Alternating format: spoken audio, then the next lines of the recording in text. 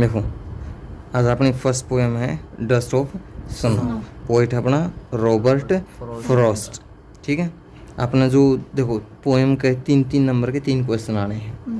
ठीक, उसमें क्या है भाई, समरी का भी एज का है या सेंट्रल आइडिया भी एज का है 3 नंबर में। ठीक है, तो अपना जो सेंट्रल आइडिया या समरी खातर है अपने वो करांगे।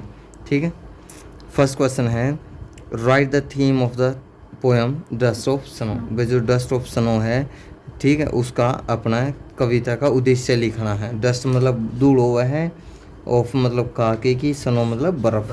तो अपना क्या बन गया शाब्दिक अर्थ, बर्फ की धूल। Dust of snow is a beautiful poem of nature by Robert Frost. भाई जो डस्ट ऑफ स्नो है प्रकृति की एक सुंदर कविता है, किसके द्वारा लिखी, रॉबर्ट फ्रॉस्ट द्वारा। In this poem A symbolic incident is presented. भाई इस कविता में एक प्रतीकात्मक घटना का वर्णन किया गया है। सिम्बोलिक मतलब प्रतीकात्मक, इंसिडेंट मतलब घटना, प्रेजेंटेड मतलब प्रस्तुत की गई है। ठीक है, the poet is standing beneath A hemlock tree. भाई जो कवि है वो दतूरा का पेड़ के नीचे खड़ा है। हेम स्टैंडिंग मतलब खड़ा होना, बिनेथ मतलब के नीचे, हेमलॉक मतलब दतूरा। He is in a sad mood. भाई वो कैसे मूड में है, उदास मूड में है। ही थिंक्स दैट, वह सोचता है कि his day has been lost. भाई जो उसका दिन है वो पूरी तरह बर्बाद हो गया है, ख़राब हो गया है। जस्ट देन, तभी एक रो शेक्स द हेमलॉक ट्री। भाई जो एक कौवा है वो दतूरा का पेड़ नहीं हिला दिया है। And the dust of snow falls on him, और उसके ऊपर के पड़ जे है बर्फ़ की धूल पड़ जे है। दिस लिटिल इंसिडेंट, यह छोटी सी घटना, brings about a sudden change, अचानक परिवर्तन लेकर आती है, in the state of the poets mind, कवि के दिमाग में। ठीक है, भाई जो कवि की स्थिति थी उसके अंदर के लेके आया है, एक परिवर्तन लेके आया है, एक चेंज लेके आया है। हिज मूड हैज़ चेंज्ड, जो उसका स्वभाव था वो बदल गया था। ही थिंक्स दैट, वह सोचता है कि इट हैज़ सेव्ड, इसने बचा लिया है, the rest of his day, उसके बाकी के दिन को। And gets busy with his work, और अपने काम में व्यस्त हो जाता है, लाइक द करो, कौवे के जैसे। भाई जिस तरह कौवा अपना रूटीन का काम में लायक नहीं भाई उड़ता फिरे जा रहा है, तो इस तरह कवि के है अपना रूटीन का काम में लायक गया। पहला तो वो नहीं सोचा था, भाई उसका दिन बर्बाद हो गया है, बिल्कुल उदास हो रहा था। पर जैसे ही उस पर बर्फ़ पड़ी तो उसका मूड में क्या आ गया, परिवर्तन आ गया। देखो बर्फ़ पड़ने का मतलब क्या है भाई, उसकी मन स्थिति थोड़े मतलब वो मन तो दुखी था। अब बर्फ़ पड़ने का मतलब क्या है भाई, उसने कोई ऐसी न्यूज़ मिल गई या इसी बात सुन ली उसने जिस तक वो क्या हो गया, खुश हो गया। अब उस खुशी में क्या हो गया, वो अपना काम में लग गया। चतुन सोचा था भाई वो मतलब कोई काम करने में मने कौन लगा था, पर जब उसने वो खुशी की बात सुनी या उसने कोई इसी घटना देखी जिस तक क्या हो गया, वो खुश हो गया और वो अपना रूटीन का काम में फिर लग गया। क्लियर है? ठीक है, अब करांगे आप इसके शॉर्ट आंसर टाइप क्वेश्चन। देखो जब अपना वो था अपना लॉन्ग आंसर टाइप क्वेश्चन, अब अपने शॉर्ट आंसर टाइप क्वेश्चन। देखो फर्स्ट क्वेश्चन है what is the dust of snow. बर्फ़ की धूल क्या है। व्हाट डज द पोएट से हैज़ चेंज्ड हिज मूड। भाई कवि के विचार में किस चीज़ ने उसका मूड बदल दिया था। How has the poet's mood changed. भाई जो कवि का मूड था वो कैसे बदला। A dust of snow means small particles of snow. भाई डस्ट ऑफ स्नो का मतलब है बर्फ़ के छोटे कण। The poet was in a sad mood. भाई जो कवि था उदास मूड में था। But the falling of the dust of snow on him changed his mood. परंतु जो बर्फ़ उसका ऊपर पड़ी उससे उसका स्वभाव में क्या आ गया, परिवर्तन आ गया। नाउ ही सा the beauty of nature and appreciated it. भाई अब वो क्या था, प्रकृति की सुंदरता देखा था और उसने इंजॉय उसकी प्रशंसा करा था। अप्रिशिएटेड मतलब प्रशंसा करना। ठीक है, तो तुम यहाँ तक भी कर सको हो। भाई a dust of snow means small particle of snow. The poet was in sad mood but the falling of the dust of snow on him changed his mood. यहाँ तक करती हो तो अपना आंसर तब भी पूरा है, ये लाइन लास्ट वाली छोड़ सको। क्लियर है? अब नेक्स्ट है भाई इस how does forest present nature in this poem. भाई इस कविता में कवि ने जो प्रकृति है वो किस तरह आता है प्रस्तुत की है। द फॉलोइंग क्वेश्चन में help you think an answer.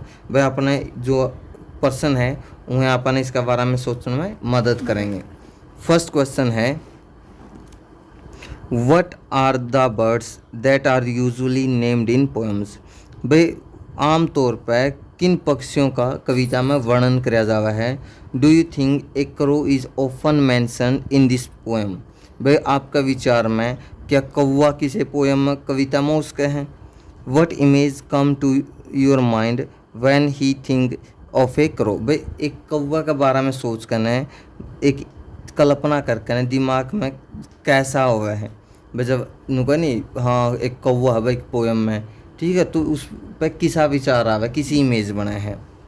Generally birds which are beautiful और which have a sweet voice are usually named in poems. वह आम तौर पर जो पक्षी देखने में सुंदर है या जिनकी आवाज़ सुंदर है, ठीक है, वहीं कविता में प्रयोग करे जावा है। देखो तो हमने सुना भी होगा भाई तोता है, मैना है, कोयल है, इनका यूज़ करा जावा है, ठीक है, क्योंकि ये चाहे तो कि कोई वैसे सुंदर हुआ है या फिर कोई आवाज़ तय सुंदर हुआ है, परंतु जो कौवा है वो तो थोड़ा सा अलग टॉपिक चला गया है ना। A crow is really mention in poem. तुम एक ही लाइन छोड़ दियो क्योंकि अपना जो आंसर है उसके अकॉर्डिंग आप चलाएंगे, ठीक है, कट कर दियो, कोई इस लाइन में कोई दिक्कत नहीं है, ठीक है। देखो a crow is rarely mention in poems. भाई एक कौवा बहुत मुश्किल तक किसी कविता में मिलेगा।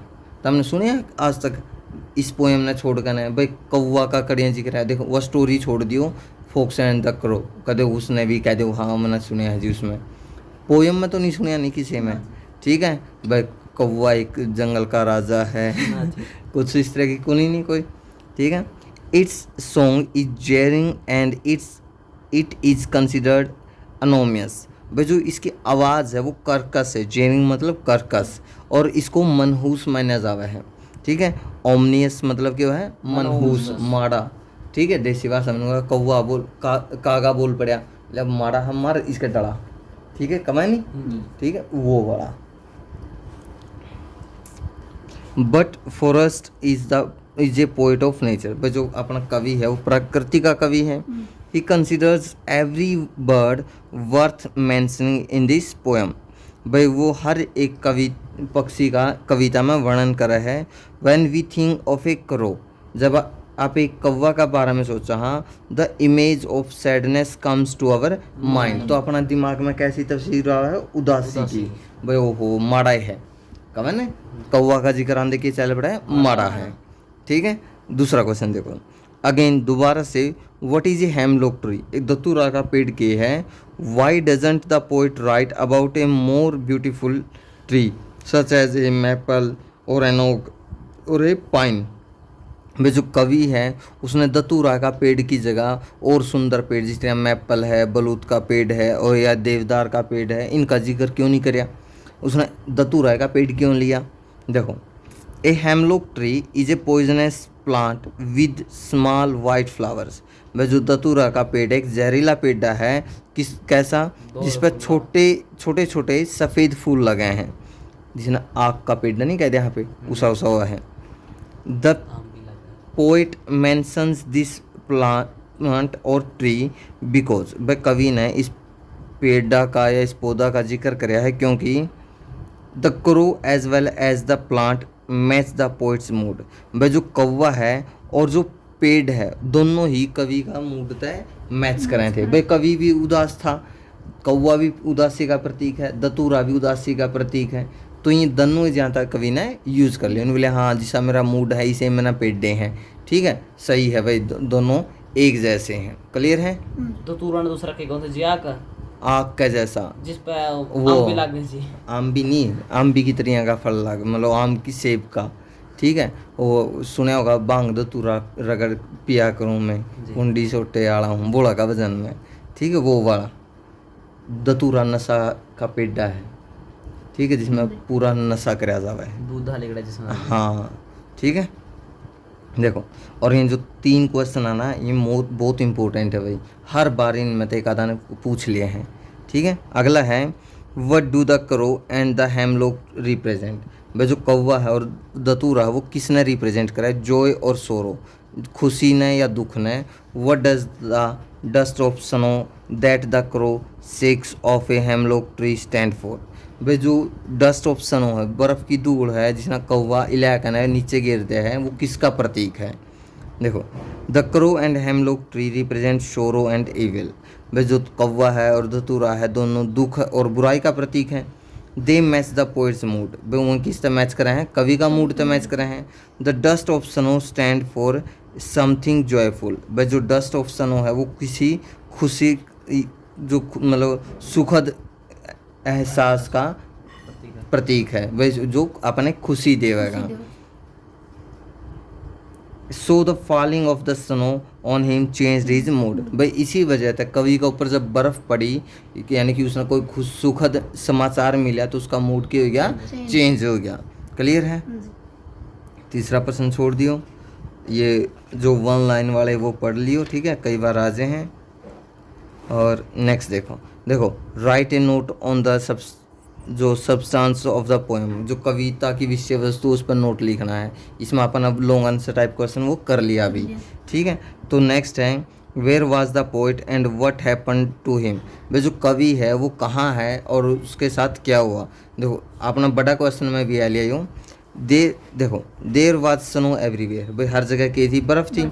The poet was under A hemlock tree. भाई जो कौवा था वो खड़ा था दतूरा का, सॉरी, द पोइट वाज, जो कवि था वो खड़ा था दतूरा का पेड़ के नीचे था। The tree was covered with snow. जो पेड़ था वो बर्फ से ढक रहा था। सडनली हेम करो सुक द ट्री। वह अचानक ते कौवा पेड़ ने ला दिया है। The dust of snow fell on the poet. जो बर्फ़ के कण है वो कवि पे पड़ जाए हैं। It's changed his mood. इस तरह उसका मूड बदल जाए है, चेंज आ जाए हैं। क्लियर है? और how was the poet's mood. कवि का मूड कैसा था? भाई कवि was in a sad mood या बैड मूड। भाई कवि कैसा था? बुरा मूड में था या उदास मूड में था। What brought a sudden change in it. भाई उसका अंदर के चेंज लेके आया है। भाई कौवा था वो पेड़ नहीं ला दिया है, ठीक है, उसके ऊपर बर्फ़ पड़ा है और उसका मूड चेंज हो जाए। जो पिछले वाला क्वेश्चन था इसी की लाइन उठा कर लिख दियो, ठीक है। क्लियर है? What did the poet think of the day before the dust of snow fell on him. भाई बर्फ़ गिरने से पहला कवि के सोचा था दिन के बारे में। देखो कवि के था सैड मूड में था। The poet was in a sad mood. कवि उदास मूड में था, ठीक है। He was thought that his day was ruined. वो सोचा था कि उसका दिन पूरी तरह बर्बाद हो गया है, ठीक है। तो इसी वजह से वो क्या था? उदास था। पर जैसे बर्फ़ पड़ा है वो उसके जो है उसका मूड में चेंज आ जाए है, ठीक है, और वो अपना डे रूटीन का काम पे लग जाए। जो अपना बड़ा क्वेश्चन किया था ना उसकी लास्ट की लाइन में लिखी दियो एज इट इज। क्लियर है? तो यह थी अपनी डस्ट ऑफ स्नो। क्लियर है? इसके अंदर कोई भी डाउट है तो आप कल उसने सोल्व करांगे, ठीक है, बात समझ। और फिर नेक्स्ट टाइम अपने स्टार्ट करांगे fire and ice. Next poem same poet है रॉबर्ट फॉरेस्ट, ठीक है, दोनों पोएम एक ही कवि की है। क्लियर है?